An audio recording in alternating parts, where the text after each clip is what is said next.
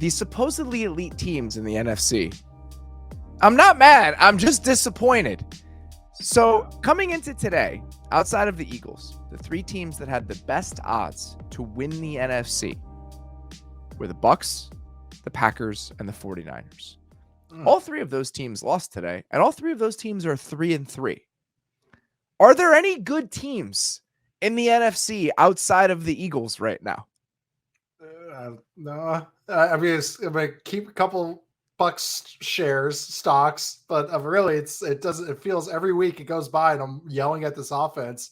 I could just keep yelling to clouds and say they'll get healthier, and they just keep putting up performances like they did today. I don't know. I think the Eagles are in a class of their own easily right now in the NFC.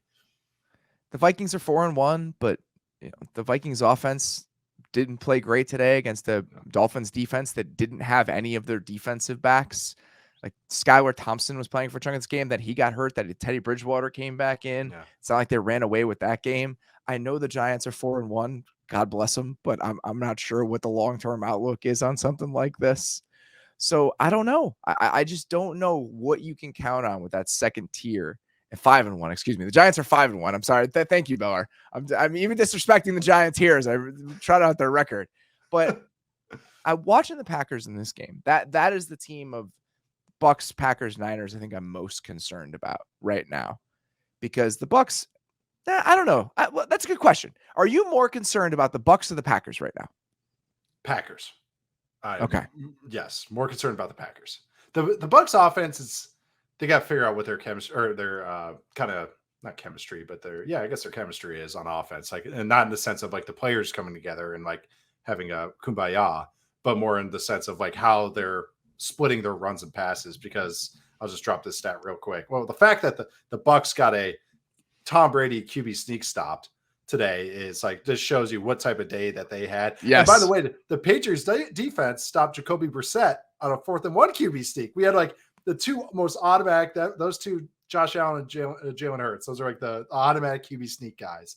2 of them got stopped today, which that's weird. But they had 21 rushes on 1st and 2nd down today. The Bucs did. Only 5 went for 5 or more yards. They had 8 total successful runs on those 21.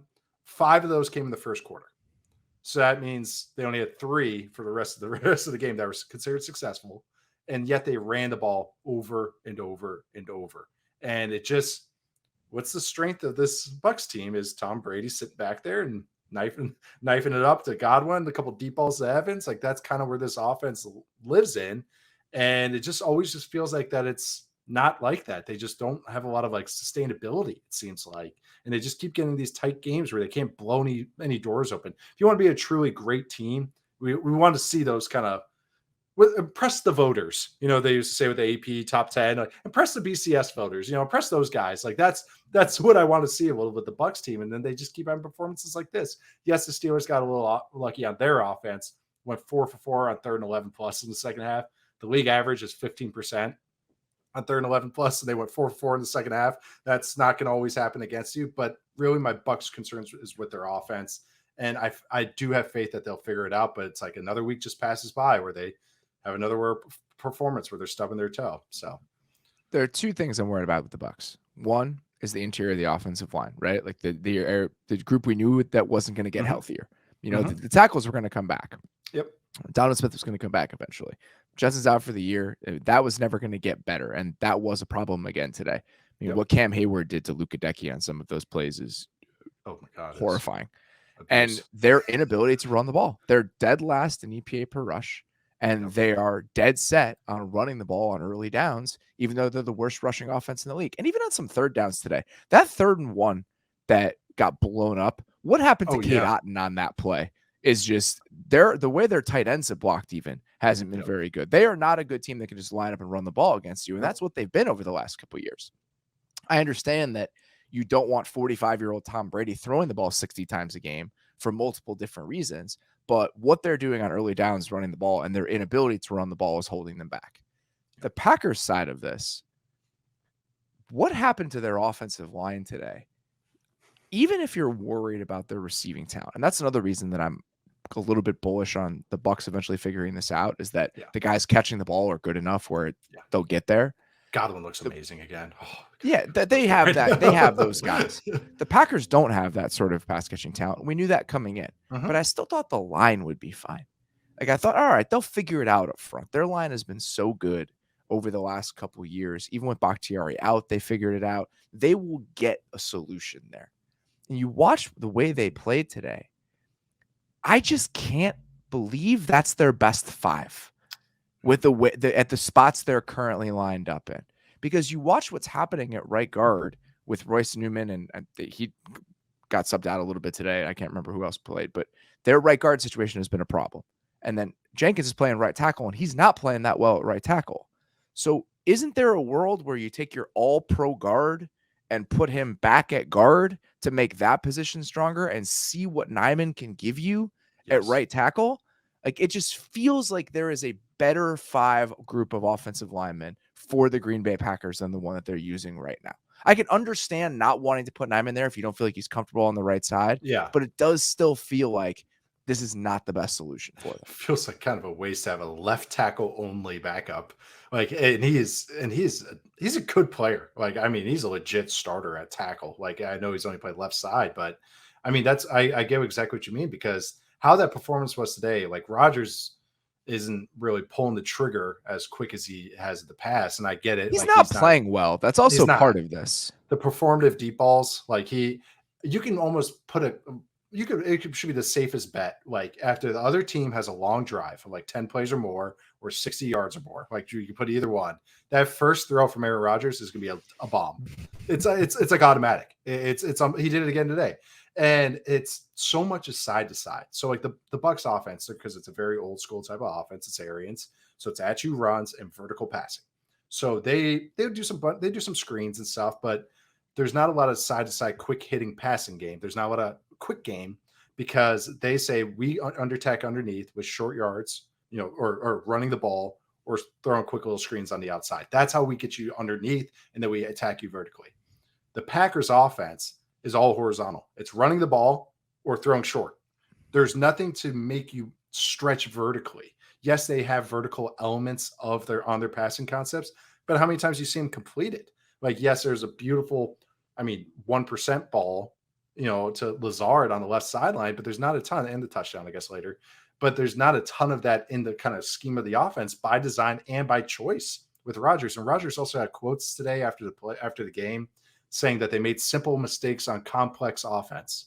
And he's saying that we're too complex. We have too much motions and shifts going on right now, which if you rewatch this game, it's like, a lot of your mistakes, bud, aren't coming with motions and shifts. Like, there's not like you guys are just getting in it empty sometimes, and you're not getting rid of the ball. So I'm getting kind of worried about the dynamic going on over there. Like, he looks like late McCarthy. I'm kind of checked out. Exactly what I said to somebody. Rodgers right now. Yes, and that's a concern. He's not pushing the ball. He's just like, I'm good. I'm not trying that throw. I don't trust insert receiver name here.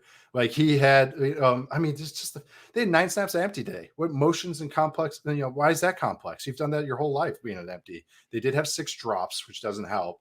I was actually going to write about this week was I love their shotgun run game, because they were the only team that is majority shotgun runs that doesn't have a running quarterback. Like, they've made a living in the shotgun jet sweep run game world, and it works for them, but then they don't do anything off of it. And it's weird. It's all these flats and checks and bubbles and RPOs, but it's the package play RPOs that Rodgers lived in with McCarthy. And now he's like, we saw this too with LaFleur, but it was the threes and layups. It's a layup only offense. And I think that's the best way to look at it right now. It's really frustrating to watch. Niners, I think my biggest concern with them is, obviously the quarterback is going to do some wild stuff every single week. And you're just going to have to live with that. But the injuries are the biggest thing, right? Yeah. They come into this game, no Jimmy Ward, no Trent Williams, no Eric Armstead, no Nick Bosa.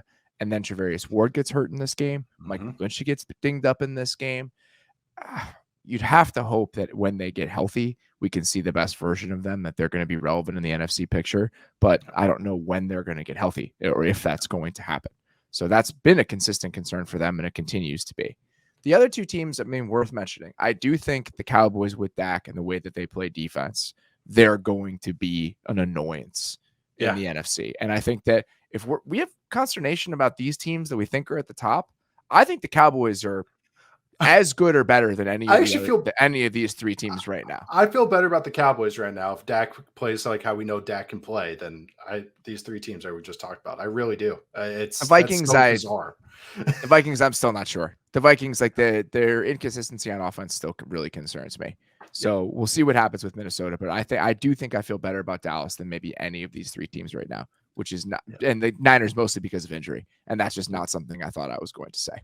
No, I know. And that's I said about the Vikings. I said the good news is they keep winning and they haven't had a complete game yet.